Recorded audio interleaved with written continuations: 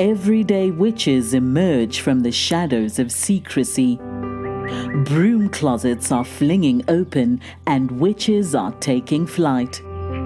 Whether you are hiding in your cozy closet or flying with pride, stay for a spell as witch casting with Theodora Pendragon and her guests share magical moments, stir the cauldron, and debunk misinformation and misconceptions about paganism, witches, and our wonderful world of magic.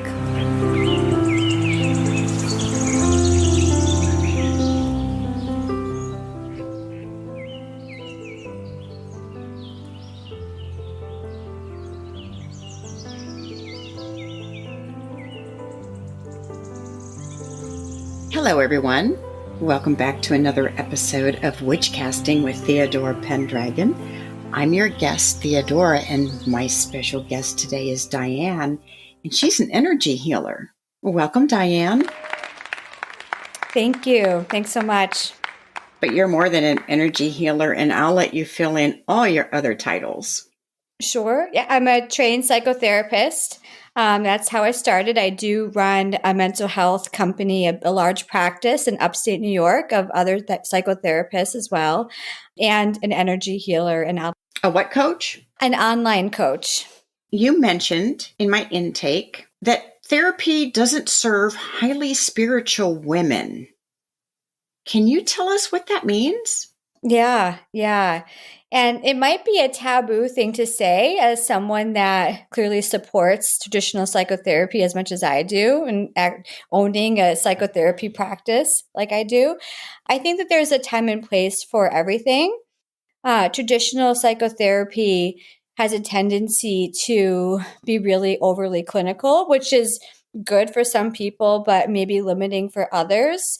And after all these years in private practice, and especially now in both worlds, doing coaching and energy healing, also doing traditional psychotherapy, I can see that traditional psychotherapy has so many restrictions for highly spiritual people because there's not as much of a place for visualization, timeline jumping, chakra healing in the psychotherapy sessions as there might be with energy healing.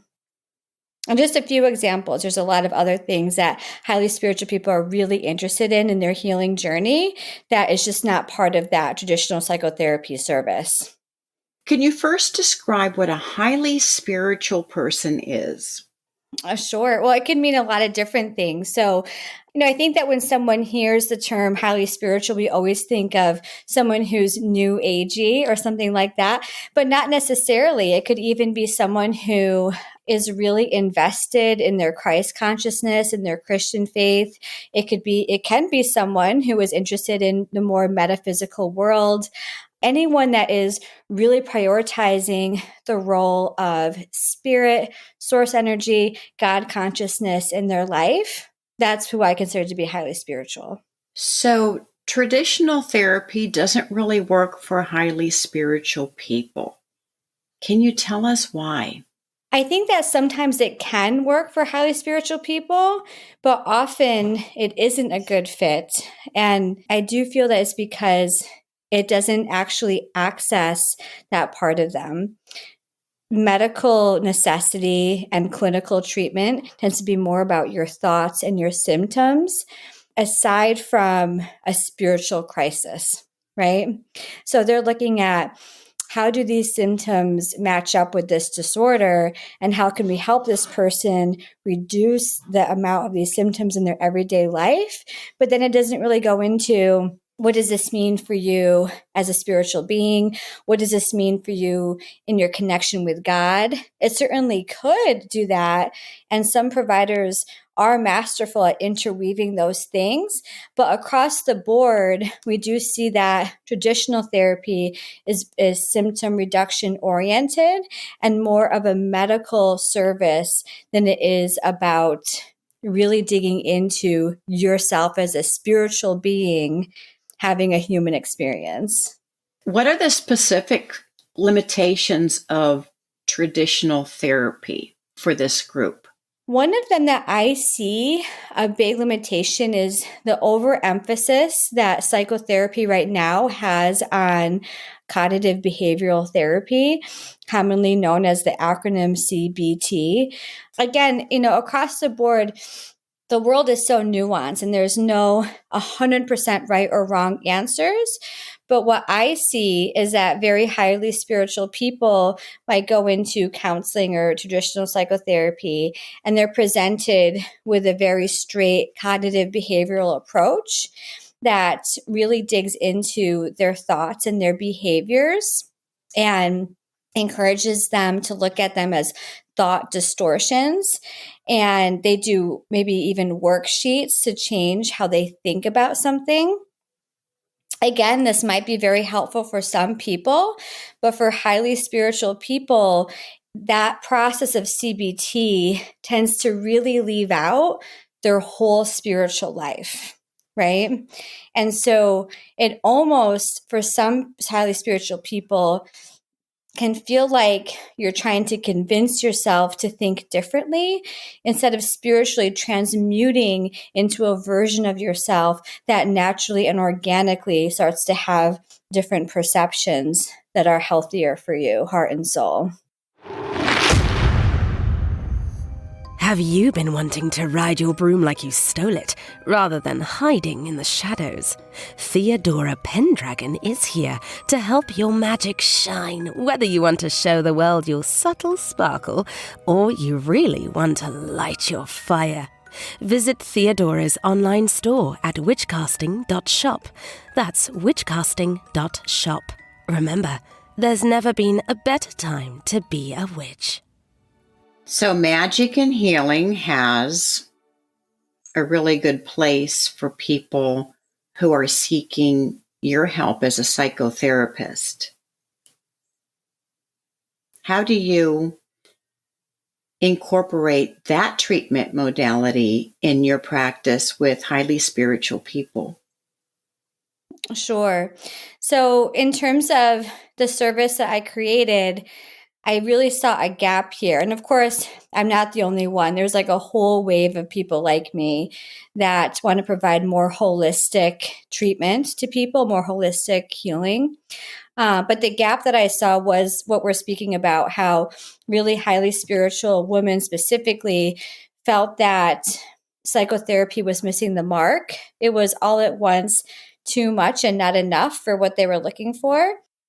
And so for these women, mostly women, I created an online transformational and healing service where we're able to use the best of counseling methods in terms of healing and processing past traumas and past hardships, but then also interweaving the response of your chakras, how your heart feels, expansive work to visualize the most expansive and highest timeline version of themselves, and interweaving that into the healing. Of course, it's hard to generalize because this can look different for every single person and depending on what they need. But those are some of the more spiritual tactics that we might use in our work together. Do you also use ritual, crystals, visualizations, and altars in healing and expansion? Yeah. So again, it's kind of sometimes depending on the person because ritual work is so personalized and it really depends on what that specific person is looking to do. A lot of that comes organically and naturally through the conversations that we have. When someone has lost someone very significant to them, it might be a grief ritual that we co-create and design together. And because a lot of this is online and, my clients might be in different parts of the country, maybe in other countries, they would then perform that ritual in the way that feels really good for them. Oftentimes, we decide, your throat chakra is really bothering you. So why don't we take a look at what crystals will help you with that? A lot of my clients are trauma survivors. So rose quartz is a huge part of what I recommend often because it helps the heart so much. But all of the crystal work, rituals, visualizations that we come up with are highly personalized and coming through the work that we do together. Instead of like, this is something I prescribe to someone like you. There's none of that. It's all specifically suited for the person. Tell us how manifestation powers are amplified after clearing energetic resistance from past trauma and programming. This is actually my favorite topic in the whole entire world, besides my children, perhaps, besides talking about my kids. I could talk about this forever. What I've noticed, I've been doing a lot of trauma work for a very long time, about 18 years now, and trauma has an energetic impact around someone's self-belief and what they see as possibilities for themselves. So it creates energetic resistance in pretty underlying almost everything that they do.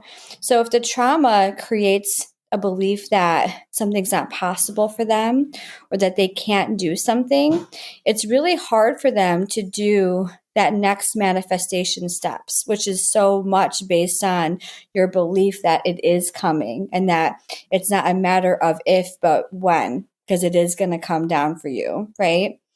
When someone really processes deeply traumatic experience from their subconscious mind, not just the conscious mind, but deeply in the subconscious layer, and helps them to shift from, yes, why not me? Whereas before it would have been like, no, that could never happen for me. And then all of a sudden, traditional, more everyday manifestation techniques can finally actually work for them. Whereas before, it was just simply out of reach because of that fundamental belief that it wouldn't happen for them, or that something good like that was just not reachable. It's kind of like clearing the channel. Like the channel was blocked, the door was closed. And when you do that deep trauma work, it just organically opens that ability to channel the manifestation. You went to school for a very long time to be a psychotherapist. Is that correct? Unfortunately, yes. I know, I've been there. Yeah. In any of your classes, did they cover this type of treatment modality? No.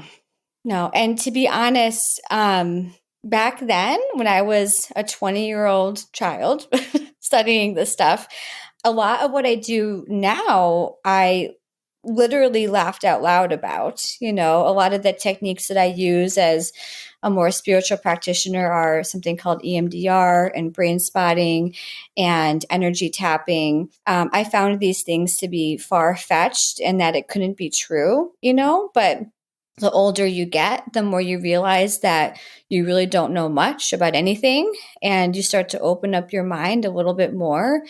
And the more that I observed fellow humans and how the energy of trauma and emotional pain actually shows up, the more I became a believer in energy methods such as what I used to make fun of, EMDR and energy tapping. Brain spotting did not exist back then, but I'm certain I would have poked fun at it too as a 20-year-old kid if I could have. Once you sit with enough people and you're able to really observe and intuit into how the energy of emotional pain shows up, it's really undeniable that it is such a holistic experience, mind, body, and soul. And it does not just show up in the brain as thoughts or memories at all. It's way more complicated than that. So they taught us that these techniques exist, these energy healing techniques. In terms of interweaving spiritual healing, there certainly wasn't any of that. Not that I can blame them, because I went to a clinical program, a clinical mental health program. So perhaps it wasn't the place for that. But also in terms of going beyond healing just for healing's sake, for me, and for the clients that seek out working with me, healing is not just to heal, but you heal to have that amazing relationship, and you heal just to help your children have the best emotional wellness possible. You heal to be able to put yourself in a position of receiving abundance or to have the most peaceful life with ease. So it's not just healing to reduce symptoms. And of course, I went to school, 20 years ago. So I think things might have changed, since then. But on the other hand, there definitely has been an emphasis in traditional therapy and mental health to heal just to reduce symptoms, when healing really can be so much more than that. And I felt that was missing back then as they were training us. You weren't a believer to begin with, so how did your spiritual path begin? My spiritual path actually did begin around that time when I was in graduate school, but it was a more personal process. I was really studying Buddhism very heavily at that time, and that was maybe my first opening into what was then considered to be a non-traditional form of spiritual practice. Now it's very, very common to practice Buddhism, and meditation. It was considered way more taboo back then than it is now. I'm sure you remember, I would say that in terms of recognizing myself as a more spiritually motivated practitioner, that certainly came after I started practicing a technique called that EMDR that we were referencing before. Because once I started using EMDR for people recovering from trauma, it was undeniable that emotional pain has an energetic source and that people felt it along their chakras, and that their connection to source or to God or to all that is, whatever you want to call it, was a huge part of their success in healing. And also a huge part about not just healing for healing's sake, but really being able to thrive after significant hardship. That spiritual connection was so hugely important. And I recognized that because as people were healing from trauma with EMDR, their connection, their interconnectivity to their families, again, to God, to whatever it was that they felt spiritually called to, strengthened, and the momentum of their healing would just go. And so the more I bared witness to that, it was just impossible not to see it, and one thing led to another. And I just studied more spiritually based techniques. I would interweave my Buddhist practices in the work with clients, never in a way that I expect them to become Buddhists themselves, but just interweaving it. And all these years later, this is the way that I choose to work with people. Working with clients, bringing up spirituality sometimes can be difficult. Is that part of your intake process, or does that come out during therapy as far as addressing their spirituality to decide if that's a good treatment modality for them? So I always meet my clients where they're at, right? At this point, as we were talking about earlier, I do have some traditional therapy clients that are seeking a more clinical service from me. And then on the other hand, I have a lot of very spiritual clients that are seeking transformational coaching and energy healing from me. And if someone wishes to incorporate their spiritual life into our work, I'm there for them. If they wish not to, I'm also there for them as well. But I will say that because of what I do, the vast majority, I'm talking 98% of my clients know that I'm a very spiritual person and decide to work with me for that reason, And that's sad, but our spiritual beliefs don't always align either, So I identify myself as a pagan Buddhist, and some of my clients are very devout Christians, and we incorporate their faith into our work very easily. And they know that we have a difference in spiritual practices, but it's about them, and it's about them creating their own healing experience with me. I'm just their assistant on that. Now, that said, when I do have someone who's coming to me for more traditional psychotherapy, I leave that choice up to them. If they want to incorporate that, then I will in a clinically appropriate way, but I kind of let them take the lead. Sometimes they call it being the tail of the comet, where your client is the comet and you're following behind very closely along with them, but you're letting them lead the way. Client-centered therapy. Yes. That's what they would tell us in school, right? Always. Yeah. The most important part of therapy is that. Yeah. Right. Really, when you think about it, you are a pioneer of this treatment modality. I know lots of therapists, but not too many people talk about this kind of therapy. Thanks for saying that. I do feel like there's probably a lot more like me out there, and I think that the zeitgeist of our world right now is calling for this. So I kind of feel like I'm a product of where we are on the spiritual path or humanity or cultural changes that are happening, more than anything else. I believe that there will always be a place for traditional therapy, and I'm a huge supporter of it. My company has 3 locations, and we're going to be opening a 4th in this year as well. So I'm definitely someone who supports it. I think there's beauty behind it. But I think that also it doesn't have to be the answer for everyone. And now that we have online coaching and we have access to so many people around the world, thanks to the internet, people really can pick and choose, this is the right healing path for me. So it doesn't always have to be, you have trauma that you're working on, or you have some adverse experiences that you want to reprogram. Therapy in the traditional sense doesn't have to be the one and only. And I'm really glad to live in a time where that's available. I mean, back when I was a kid, it was taboo just to even say you were having a bad day, and now here we are, 30 years later, and we have all these ways of addressing our emotional health, addressing our spiritual growth. And it's been amazing to bear witness to.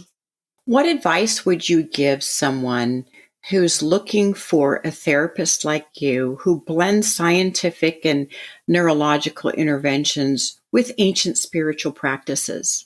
I always tell everyone, shop around, don't feel like you have to reach out to one person, you get an appointment, and that's your person, right? I think that there are so many different providers, and having a good fit, feeling seen, heard, and understood, and actually liking the person in front of you is like a huge portion of the success of any healing modality that you would use, right?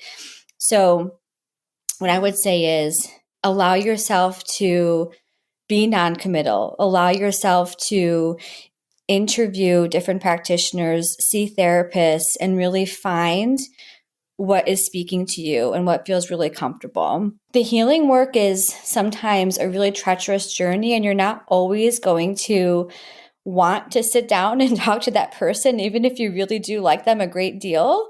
But you should feel solid in your choice. It shouldn't be too much of a task to have to schedule with this person. I hope that makes sense. It makes sense 100%. You said that you offer online coaching. Yep. Do you offer these services for people who are not in your state? Because I know you have to be careful because of your license you're in New York. But as a coach, you could help people outside your state where you're not licensed. Is that something that you do? It is something I do, albeit very carefully. As a licensed psychotherapist, it's very important that I'm only giving treatment and psychotherapy to reduce symptoms if someone else is in New York State where I'm licensed to practice. People that I see outside of New York State or outside of the US in different countries, these are people that do not have symptoms that are medically necessary to treat, but they want to do expansion work. They want to heal on something like a difficult relationship with a past partner, or a difficult relationship with a parent. Or, we work on healing their relationship with money. So these are not clinical issues that require a clinical treatment. So those are the types of clients that I do online coaching with. And that's an important distinction. If someone does have significant interference from symptoms, that are part of a mental health diagnosis, it is really important to get to that right provider. But then coaching services is something that they could add on top of doing traditional therapy if they wish to do that. How can we find you online? I'm a few places. On Facebook, just as my name. On TikTok, under Emotional Ascension. So you can find me on Facebook under my full name, Diane Webb. I am on TikTok at the handle Emotional Ascension, and on Instagram with the handle The Way of Emotional Ascension. I'll put all those links in the episode notes so people can find you. Is there a message you would like to give the listeners today? Something that we may not have touched on? I feel like you touched on so much. It's hard to think of something, but, in terms of this conversation, one of the takeaways that there isn't just one way to heal. There's a lot of different ways to heal, and following your own intuitive voice about what's good and best for you is the most important thing of all. Thank you, Diane, for sharing your wonderful treatment modality with us. Thank you for having me. Appreciate it.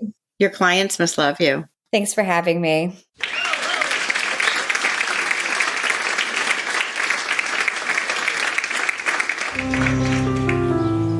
Thank you for joining us for Witchcasting with Theodora Pendragon. Have a burning question or have a topic you'd love Theodora and her guests to discuss on the show? Contact her through Instagram at Theodora Pendragon. If you enjoyed this episode, make sure to subscribe so you don't miss the next one. And help us spread the word by leaving us a rating and review and sharing it with your friends.